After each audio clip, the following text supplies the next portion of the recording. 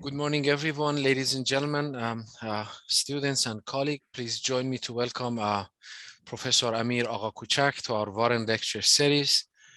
Amir is currently a professor at the University of California, Irvine, in Department of Civil and Environmental Engineering. Amir is by far one of the emerging superstars of hydrologic and climate sciences. His research in recent years has been largely focused on compounding environmental hazards. He has received numerous awards. The list is pretty long if I want to go over it, among which is the Early Career Hydrologic Science Award from the American Geophysical Union. He has almost 200 peer-reviewed publications in extremely top-tier journals of the field. And his research has been well recognized by the community worldwide. I wish we could have him here to visit in person. I insisted, but Amir is a pretty busy guy. And Amir, thanks for accepting our invitation. It's such a pleasure to have you in our Warren Lecture Series. The floor is yours. We can't wait to learn more about your recent research. Please go ahead. Hello, everyone. I'm delighted to be here with you. Thank you, Ardashir, for the very generous introduction. I wish I could be there in person. Today, I talk about compound and cascading hazards, and let me explain what I mean with an example. In coastal environments, floods can have multiple drivers: ocean flooding, fluvial flooding, and also direct rainfall. We call it pluvial flooding. These are multiple drivers that interact with each other. Sometimes we have only one driver, sometimes all three at the same time. This is an example of a compound event with multiple drivers. In Western US, we have atmospheric rivers that bring surge and extreme rainfall that eventually drains to the ocean. In hurricane-dominated regions, it's the same, but the issue is even more pronounced. We usually have extreme surge during hurricanes and even tropical cyclones and extreme rainfall. And these drivers interact. We know how this interaction works. We have even models, physically based models that we can use to simulate these interactions. But when you look at our guidelines, for example, USGS flood frequency guideline ignores the ocean dynamics. It's primarily based on river gauge data. NOAA has a method for analysis of ocean water level for risk assessment. It ignores the terrestrial component. It ignores the fluvial component. FEMA has a kind of a guideline for coastal environments, but even that method underestimates the risk, and I will talk about that later. So we know that when flood water drains toward the ocean, if the ocean water level is low, for example, we have low tide situation, water can easily drain to the ocean. The amount of water that can drain to the ocean obviously is a function of gradient. If there's high tide situation or extreme surge, then water cannot drain easily. In fact, if there is really high water levels close to the ocean, water can even go backwards in our river systems and increase inundation and significantly change flood risk. Again, it's a process that from physical viewpoint, we understand and we can simulate. But the way we do risk assessment based on our current guidelines, we ignore this interaction between different drivers.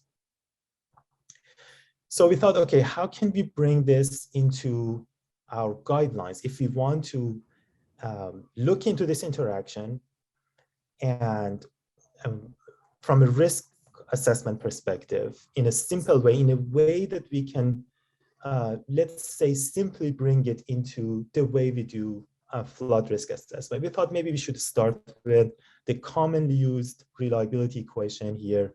P is probability of the event of interest, 100-year event, 50-year event. T is the so-called design lifetime, and PF has different names in different communities, but the common name for it is total failure probability. So obviously in this equation, we have only one hazard, P. For example, fluvial 100-year flood or whatever you're considering. So we extended this equation using multivariate copyleft theories so that you can bring in more hazards at the same time into the same failure probability assessment concept. So here, for example, ocean flooding and fluvial flooding, and in a later extension, we also brought in pluvial flooding altogether.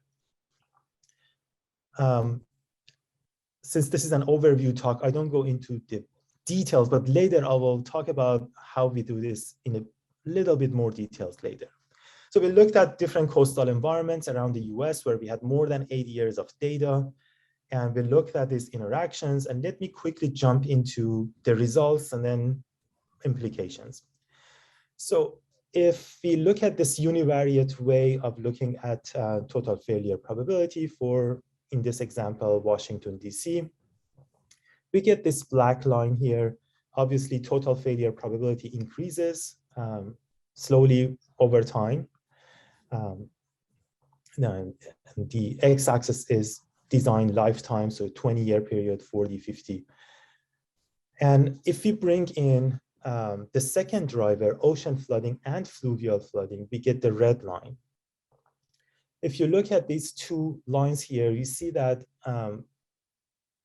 if we ignore the compounding interactions between the flood drivers, we underestimate flood risk by around 10, 15%, which is pretty significant. This method also allows you to isolate the role of sea level rise. So that's the purple line here.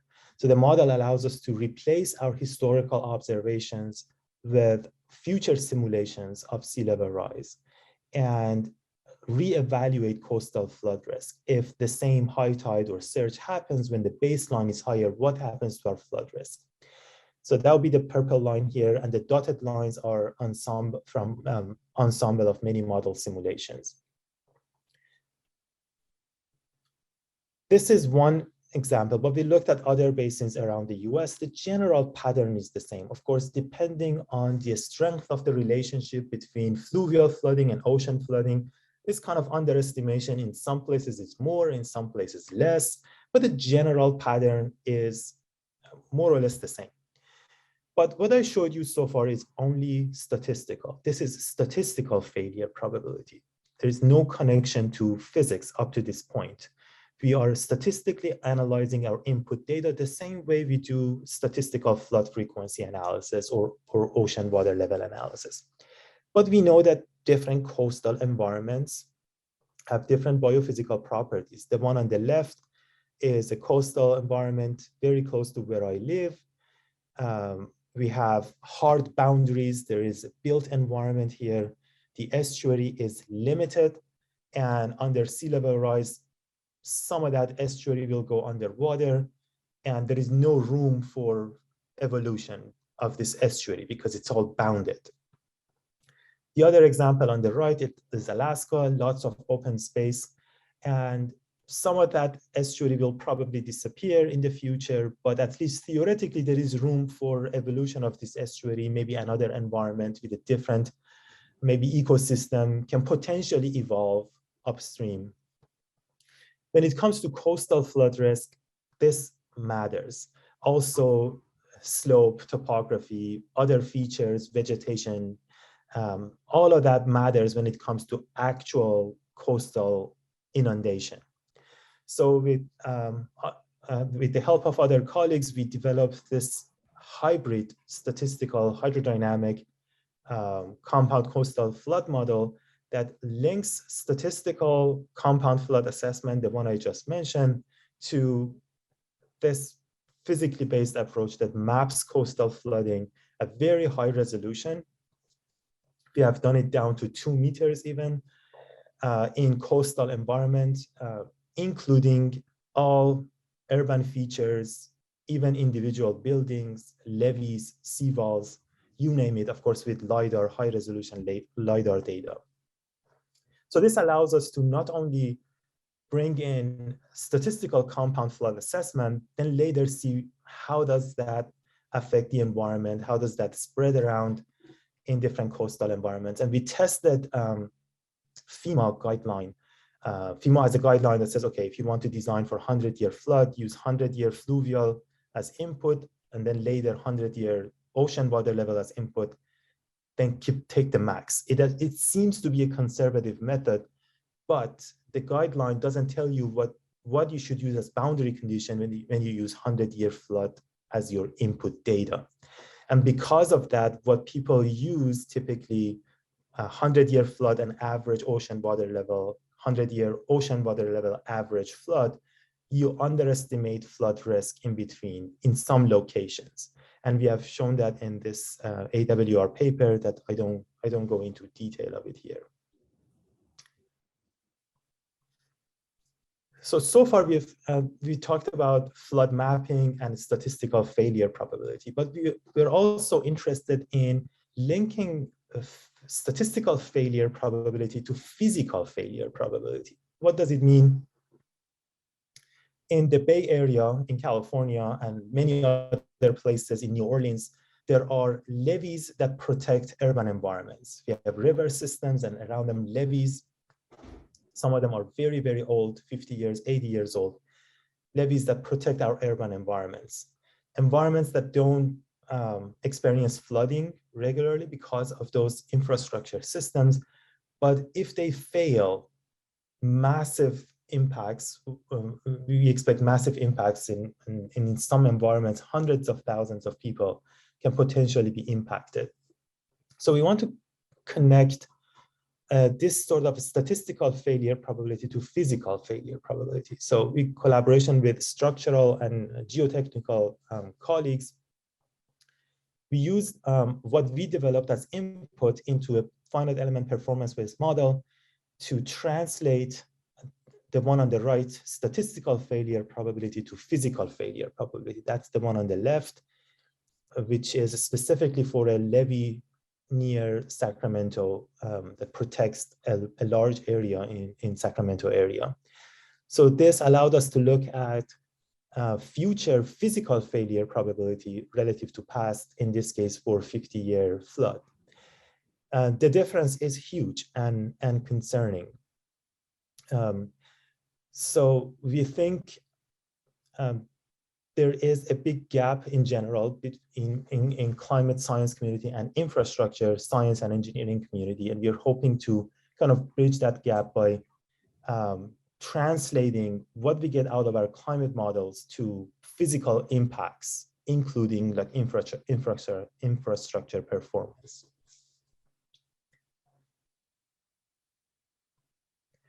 So this was one example of compound events, but there are many different types. Let me talk about typology of compound events. In a recent study, we categorized different compound events into 4 groups. We have multivariate compound events, like coastal floods is an example. Drivers are related, and this relationship can be evaluated relatively easily. Droughts and heat waves, more or less the same. There are processes that link drought and heat wave, like land surface processes. And again, the relationship can be easily evaluated. The other category is called spatially compounding events, when events that happen in different locations somehow interact with each other. An example would be 2016 flood in Baton Rouge, Louisiana, where flooding in different locations drained all into one location. That's one type of spatially compounding event. Or multiple droughts in different locations contribute to food insecurity because food that's produced in those 2 regions have some kind of compounding effect on the overall nutrition supply. And the other category is called preconditioned compound events. An example would be warm rain over snow.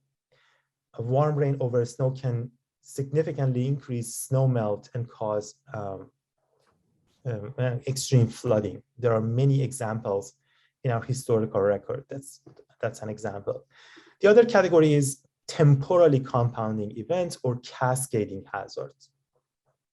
Cascading events are more complex because the time lag between events can be from days to even years. the events involved can be completely independent from each other. For example, drought, fires, and then later extreme rain over burned area causing debris flow events. This has happened in California. We have quite a few examples. In fact, some really extreme ones that unfortunately killed 23 people back in 2018. But these cascading events, the drivers can be completely independent from each other. So in this presentation, I mainly talk about compound events. I don't go into cascading, but we have some other papers on specifically cascading events. So we try to develop this generalized model for the three compounding events I mentioned earlier. One of these models is called multivariate copula analysis toolbox. It includes around 27 different ways of describing the relationship between different variables. It is designed in a way that different input data can be used.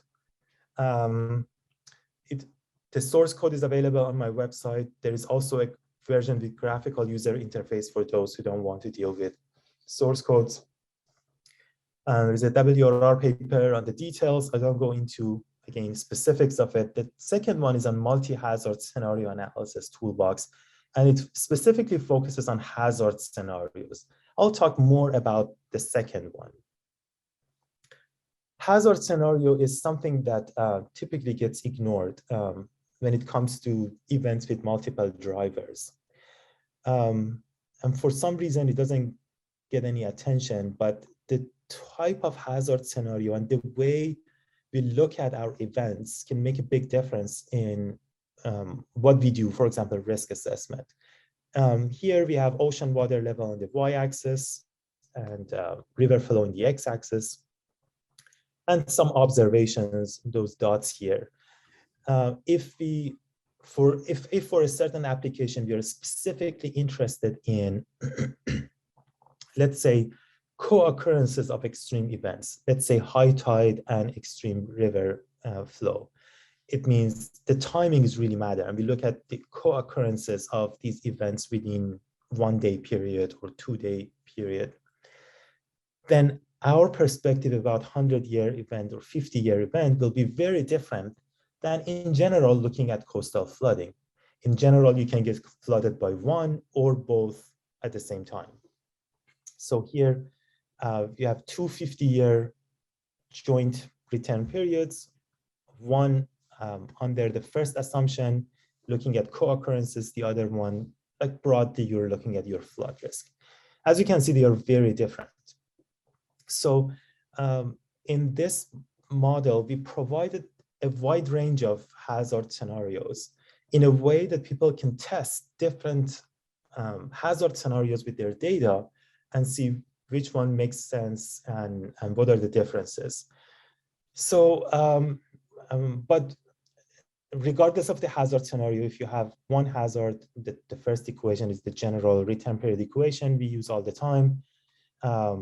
We use parametric copulas to bring in multiple hazards and a Bayesian-based approach for parameter estimation. And eventually we get the joint return period here. But of course, depending on the hazard scenario, this joint analysis will be different. The unique aspect of this model is that other than getting the joint multi-hazard scenario based on the data, we have a way of weighting observations and data on like what is more likely than others. This is really important for scenario analysis later, and that's the color coding here, and what we call expected scenario, which is basically non-extreme based on extreme simulations. And the idea is looking at combinations of potentially non-extreme values that can even lead to extreme impacts. That's something that I'm personally very interested in. And these models, again, are very general and can be used to other data. I show you another application, droughts and heat waves, completely different application. In fact, that after this study, I got more and more interested in compound events. Here we are looking at CDFs of drought and heat wave co-occurrences in this case for 2 different periods, and the latter period, the red line, moved to the right. It means we see more extreme events in the latter period. So in this paper, we showed that the trend in a drought and heat wave is more pronounced than heat waves alone and droughts alone. And in a follow-up study later, we showed that droughts are warming more than the average climate.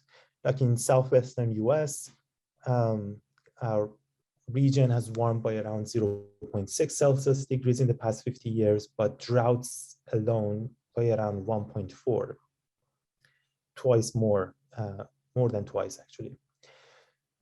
So again, the processes are known. There are already papers on processes involved, and my former student Felicia Chiang has also looked at different reasons for this enhanced warming. That's not the issue. The point is, we typically look at precipitation deficit when we describe drought events and their risk. And we think that we need to bring in temperature to get a better perspective. Why? Here is an example.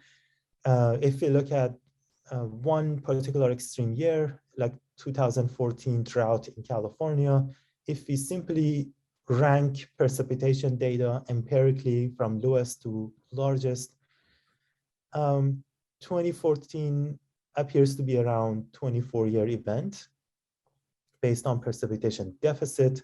There were years that, at least with respect to precipitation, were more extreme, but in terms of impact, the 2014 event was more impactful than the more extreme years. You get that picture when you bring in temperature. Now, if you look at temperature and precipitation combination, both together in a multivariate perspective, then the same 2014 event turns out to be a 200-year event, which is more realistic given the relative impact of 2014 to the other years. Let me also talk a little bit about attribution of compound events. Attribution focuses on anthropogenic emissions. We want to know how anthropogenic emissions have changed statistics of extreme events. To do that, we usually run climate models with historical or anthropogenic emissions. And again, we run the same models, everything the same, but with pre-industrial emissions or historical natural emissions, just natural variability. And we compare the two together using probability ratio, PR. We can look at probability of a certain drought or a type of events under a historical period P1 relative to pre-industrial or historical natural P0. If that ratio is larger than 1, we conclude that anthropogenic emissions have played a role in statistics of extremes. But if you look at the literature, people look at one variable at a time, like rainfall above a certain threshold or annual maxima, or drought based on a specific definition.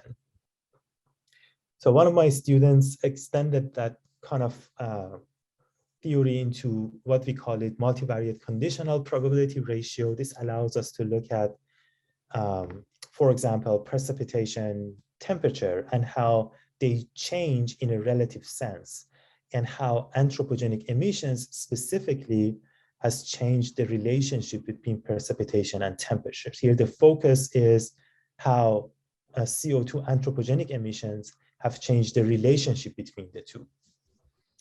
So this is how it would look like. The y-axis is negative standardized precipitation, and x-axis is standardized temperature. So movement of distribution to the upper right indicates more extreme co-occurrences. So here, 50th percentile corresponds to median of an ensemble of climate model simulations. Just for visual purposes, we did not plot all of them, just the median.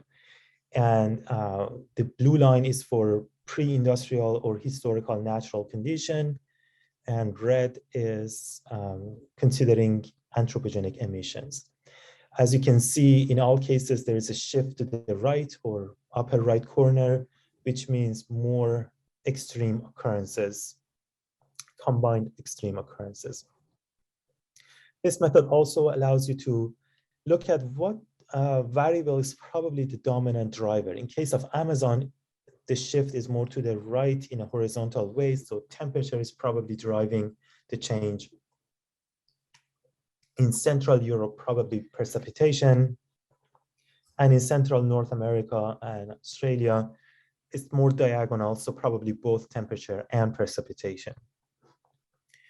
And in this method, you can take any threshold and extract a PDF along this line, because this is like a joint distribution. And you can get something like this. Precipitation given temperature, or temperature given precipitation. So in this case, we're looking at PDF of precipitation given temperature. And for any threshold, for example, here, if you compare the areas under the curve, you can say that anthropogenic emissions have changed co-occurrences of extreme precipitation and temperature as increased it by around 40%. That's the difference between the two curves. And in case of North America, around 10% or so. This method can be used for, as I said, like precipitation given temperature, or temperature given humidity, and the other way around, but also for different thresholds of the same variable. Here is another example where we are looking at a particular extreme temperature threshold in the pre-industrial period and looking at historical relative to that over IPCC regions. Other than looking at multiple variables, we can use the same concept, conditional probability ratio, to look at multiple features of the same extreme event. For example, when it comes to droughts, we have drought duration, frequency, intensity. And if you look at drought attribution studies, typically people come up with a definition like events with a certain threshold or precipitation below a certain level. And they just focus on that particular event. In this study, we used more or less the same concept to combine duration and frequency, see how duration and frequency are changing in a relative sense. And we show that because of anthropogenic emissions, the conditional probability ratio results show because of anthropogenic emissions, we are seeing more combined high intensity, high duration events. If you compare red with blue, so that red is the historical part, and that shift to the right means we see longer droughts and more severe droughts specifically, and that difference is specifically caused by anthropogenic emissions. These are regional analysis and 2D scale, but of course we can map everything globally as well in the same way I mentioned earlier. Again, values above 1 highlights anthropogenic contribution to the changes in statistics of extremes. Let me also talk about a more complex compound event, snow temperature fire relationship. We have studied snowpack response to different levels of warming in Sierra Nevada. We rely on snow here in California, and snow water equivalent is a really important indicator for us of water availability. Here in this paper led by Lori Hunning, we looked at snow water equivalent distribution under different levels of warming. Here the difference is 1 degree plus 1 degree below long-term average, and you can see a big change in the distribution. This shows sensitivity of snow water equivalent. This is for a particular time, end of the snow season. And we estimated that 1 degree temperature change simply means 20% change in snow water equivalent, which is huge at the end of the at the end of the snow season. Also, we have studied snow drought, looking at drought specifically from snow deficit perspective. We have years on our record with above average precipitation that we categorize as normal years, but we have seen extreme drought conditions in summer, low flow conditions and drought because of deficit in snow. For this reason, we are really interested in snow drought. We have published the first global snow drought data. But looking at snow drought, we not only look at distribution of snow water equivalent, we also look at where it is, like the center of mass in terms of elevation. When we were studying the elevational changes of snow with a focus on snow drought, we noticed that fires are happening at higher and higher elevations. In this paper, we showed that not only fires are increasing in terms of size, they are happening above snow line. So here, 3 means 3,000 meters above sea level. So fires are happening even 3,500 meters above sea level. This means areas that burn later will receive snow. And this snow over burned areas, imagine a forest, no canopy, and snow falls on this burned area, the dynamic changes significantly. First of all, initially you have rapid snow accumulation on the ground because there is no canopy to hold part of your snow, but then it is more exposed to solar radiation. So toward the end of the snow season, you see more of faster snow melt. So this increases chance of spring flooding, and at the same time increases chance of low flow condition and drought in summer. So we believe that this snow-fire interactions will both increase our flood risk and drought risk and intensify this cycle between spring flood and summer drought. So we started looking at drivers of fires, climatic drivers specifically. So here we are looking at fire size for warm and cold conditions. And by the way, warm and cold simply means 1 degree above average, 1 degree below average. So we are talking about just 1 or 2 degrees in most of the figures I showed here. And as you can see, like there is 30% difference in terms of chance of fire larger than this particular threshold. That's the effect of just 1 degree or so temperature change. And the same with precipitation, below average, above average. And now we are trying to link all of them together. We have a field campaign going on. Students go to burned areas in Sierra Nevada. We try to find the boundary of the fire, and we collect soil moisture, soil temperature, skin temperature, and other variables, even samples for soil strength analysis in nearby burned and unburned in many locations below and above snow line to see how soil moisture is different. And the reason we find the boundary, we are interested in understanding soil properties in similar climate and even similar slopes. So we can have a way to compare burned and unburned areas to isolate the effect of burning and not to worry about potential climatic changes. So there are sites that we visit regularly. We want to see how long it takes for soil to recover, so how long it takes so that we don't distinguish the difference between burned and unburned. And the goal is to understand how radiative forcing changes and how snow-fire interaction is changing in high latitude and low latitude regions in a relative sense. This is work in progress. We know that after fire, a lot of land surface processes change. There are lots and lots of research questions. There are already some papers on this topic, but there are so many research questions that there is room for 20 PhD students just looking into this topic of snow, fire, temperature interactions.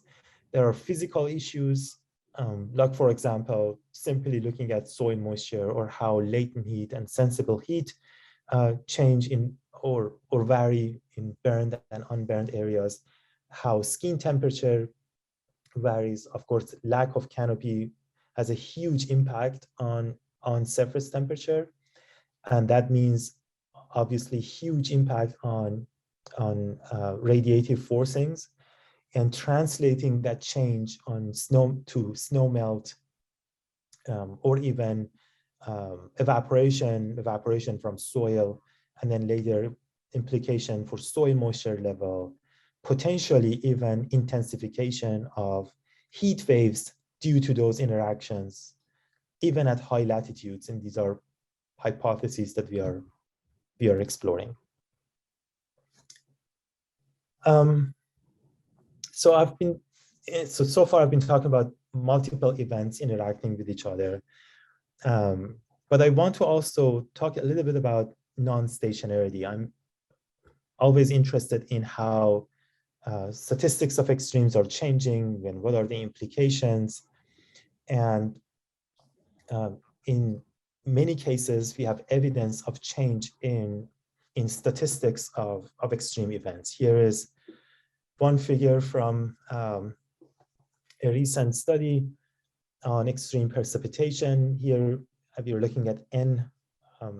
When you look at n largest extreme events in a certain region over n-year period, if the system is stationary and statistics of extremes remain more or less the same, you expect no trend, more or less the same number of occurrences from year to year, at least from a statistical viewpoint.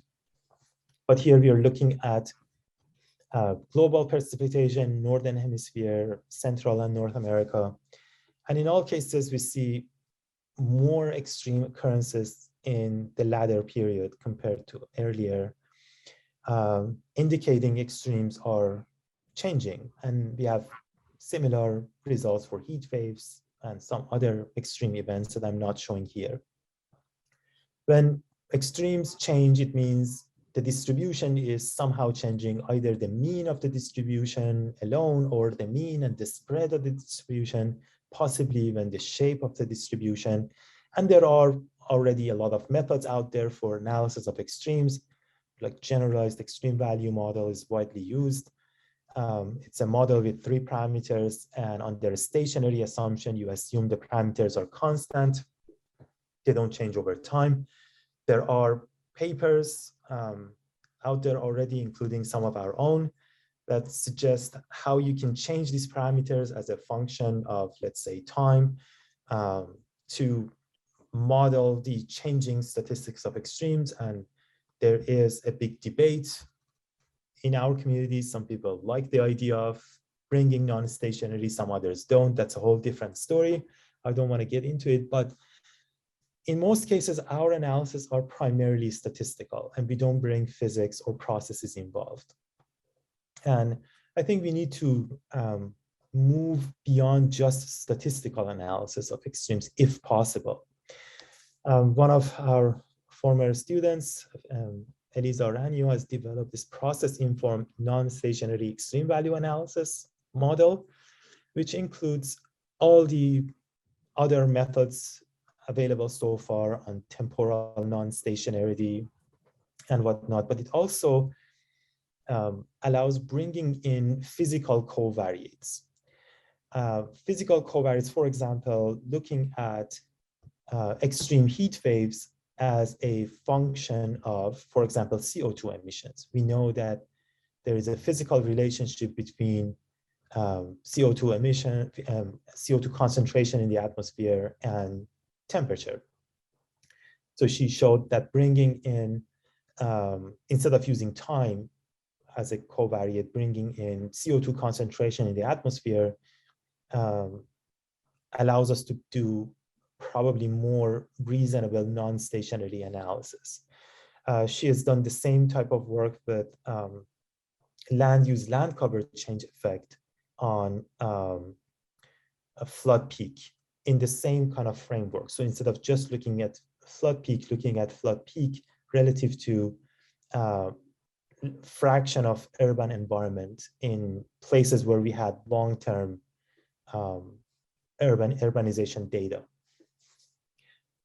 So that I can show you one example application of this model. This is IDF curve in California, San Francisco, California.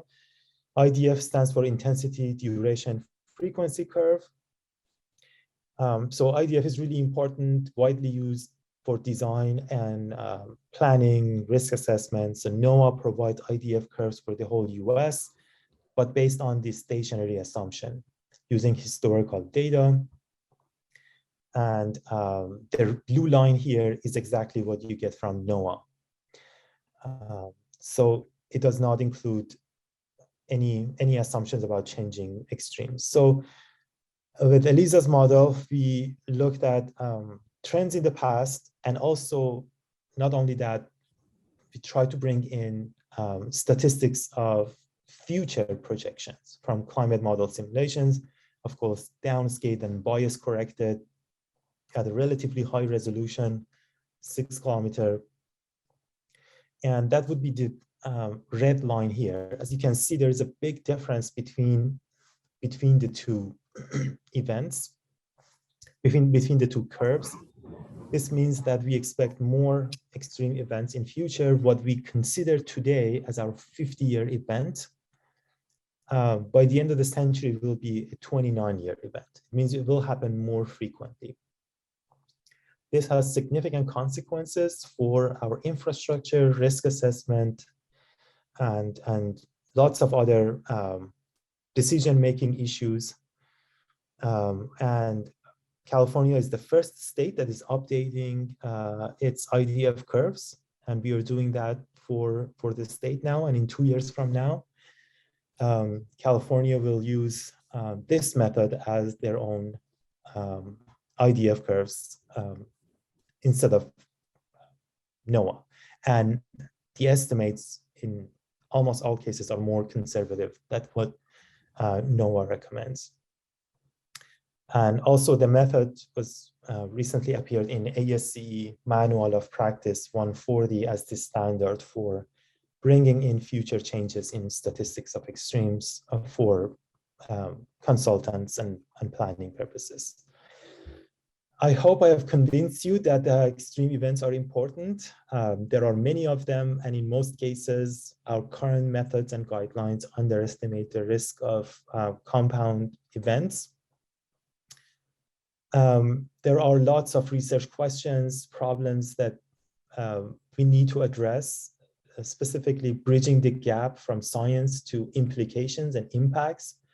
Like the examples I mentioned on snow-fire interactions, there are lots of unknowns, but the consequences are significant. We are already seeing them here in California, specifically rapid changes from our wet to dry periods. And some of these cycles will likely be intensified in the future. Here is my research group. They deserve all the credit. And they are the ones who do the hard work. I'll be happy to take any questions you may have. Thank you. Thanks, Amir, for a wonderful talk. Definitely, you're addressing very pressing problems of our time. And I'm not surprised that the community have received your research so well worldwide. So the floor is open for any question. Please feel free to ask any question if you might have. Or type your question.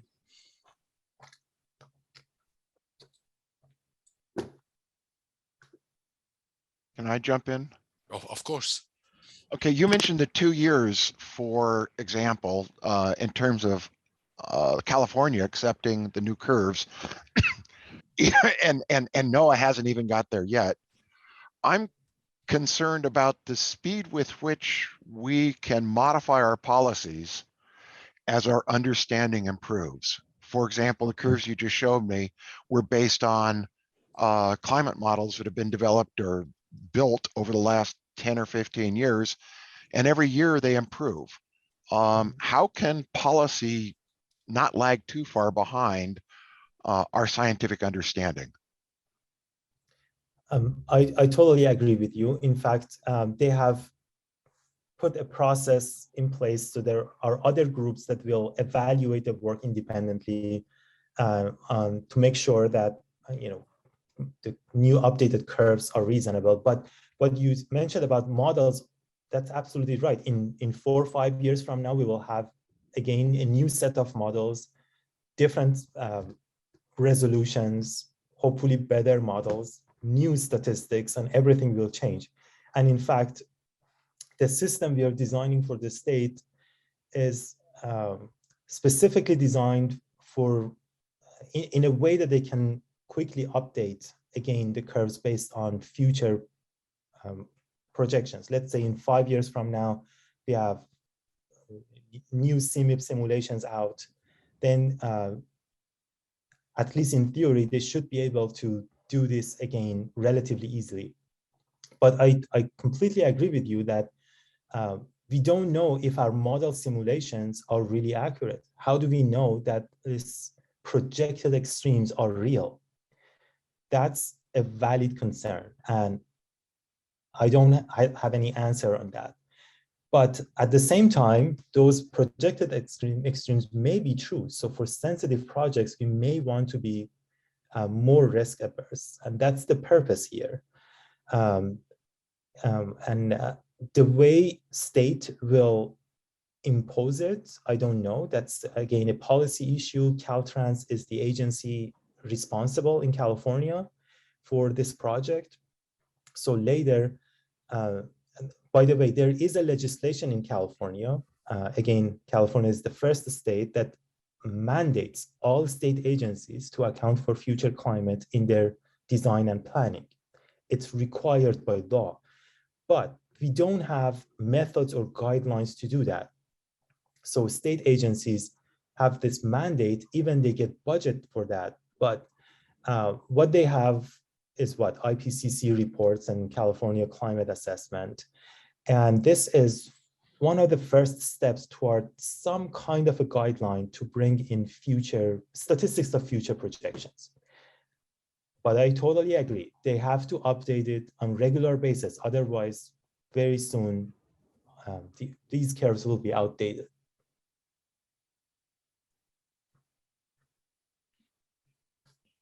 Thank you both. Any other questions? I have one. Mm-hmm. So, Amir, thanks for the amazing talk. So I just, out of curiosity, I know that you guys have used a lot of cupolas to just account for the joint effects of all of these variables into your extreme value analysis. Based on your experience, because I know that there are like Gaussian cupolas, Gumbel cupolas.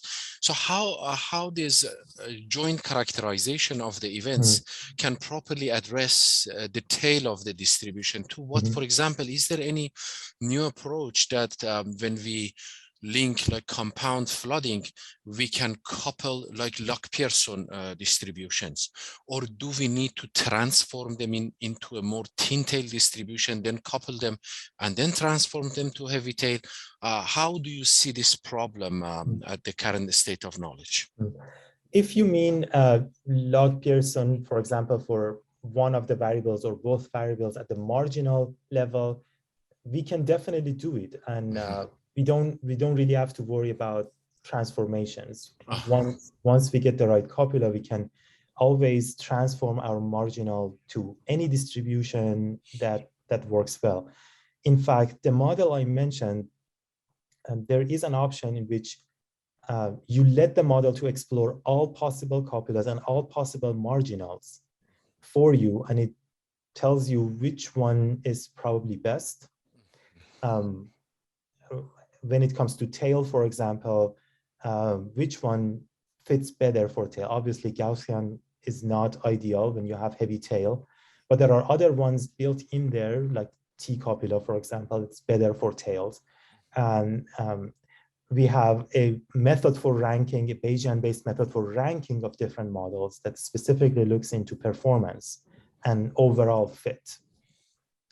And right now, we are trying to develop another version specifically designed for tail. So the ranking will be only based on tail and not the entire distribution. that's work in progress, because we know that for some applications, those extreme events are the ones you care about, not the rest of the distribution, the rest of the data. But yes, you can technically bring in any distribution and then couple them. And couple them together, yes. All right. Thank you so much. I appreciate the response.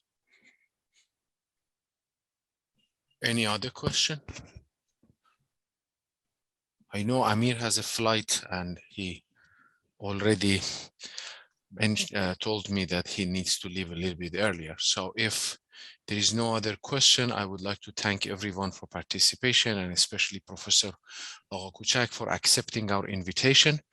So I just want to thank everyone again. If there's no other question, we just end the meeting now. Thank you. It was a pleasure. Thank you so much, Amir, for taking the time. Absolutely. Bye-bye. Bye.